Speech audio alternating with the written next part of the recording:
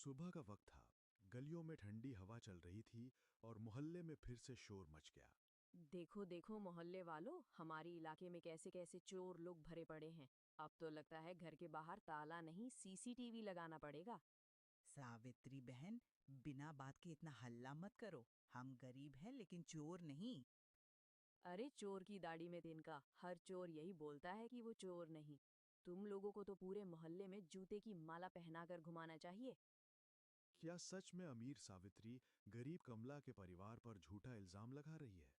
चलिए देखते हैं पिछली रात की कहानी। आधी रात, चारों तरफ भयंकर ठंड और कुहासा छाया था। अमीर लोग हीटर की गर्माहट में सो रहे थे, जबकि गरीब मकान में कमला का परिवार एक पुरानी फटी रजाई के लिए खींचतानी कर रहा था। अरे, ये कौन रजाई खींच रहा है? तभी सोचूं, इतनी सर्दी क्यों लग रही है। खींच लो, सारी रजाई खो दौड़ लो और मुझे ठंड में मर जाने दो। तुमको तो बस मुझसे छुटकारा चाहिए। अरे भाग्यवान, मैं तेरे आगे हाथ जोड़ता हूँ। पहले ही जमीन पर सो सोकर कमर टूट रही है। अब तू झगड़ा मत शुरू कर। ससुर बड़बड़ाते हुए मुंह फेर लेते हैं। बच्चे रजाई में होते हुए भी ठंड से कांप रहे थे। सुबह जब होती है तो सब पतली रजाई में सिमटे बैठे हैं और रेखा चूल्हे पर चाय बना रही होती है। रेखा, चाय बनी कि नहीं? काम पर जाने में देर हो रही है। जी बाबूजी, बस हो गई। अभी छान कर देती हूँ। ला दे बहू, इस जाड़े में तो चाय ही सहारा है। अरे, ये क्या बहू, लाल चाय बना दी? माँ जी, दूध खत्म हो गया था। तो दुकान से ले आती। लाला जी को बोल देती उधार में लिख दे। माँ जी, लाला जी ने अब हमारे घर को उधार देना बंद कर दिया है। ये सुनते ही सबके चेहरे पर चुप्पी छा जाती है। ठंडी हवा और भारी सन्नाटा पूरे कमरे में फैल जाता है। उसी वक्त गली में एक आवाज गूंजती है। रजाई ले लो, रजाई। रुई की, कपास की, सुंदर डिजाइन वाली। रजाई ले लो, रजाई। सुनते ही सावित्री अपने आलीशान घर से अकड़ के साथ बाहर आती है। ओ रजाई वाले, जरा रुकना। मुझे बढ़िया क्वालिटी की रजाइयाँ दिखाओ। जी बहन जी, देखिए, एक नंबर रजाई है ये। नहीं भैया, कुछ खास नहीं लगी। थोड़ी महंगी दिखाओ। अमीरों की रजाई अलग होती है। यहाँ कुछ गरीब लोग तो सालों से एक ही रजाई घसीट रहे हैं।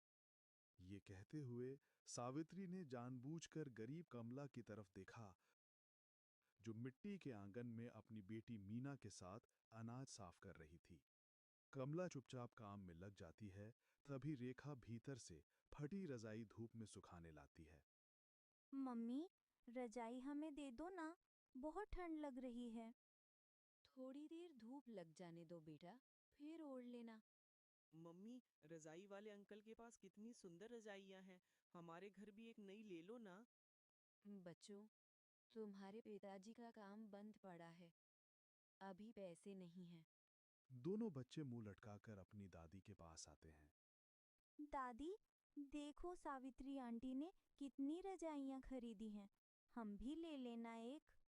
अच्छा बेटा, रो मत। और रजाई वाले भैया, कोई सस्ती रजाई दिखाओ। बहन जी, रजाई 2,000 रुपए से कम की नहीं है। हम तो समझे 200-250 की होगी। आपकी औकात से बाहर है। पहले औकात देखो, फिर खरीदारी करो।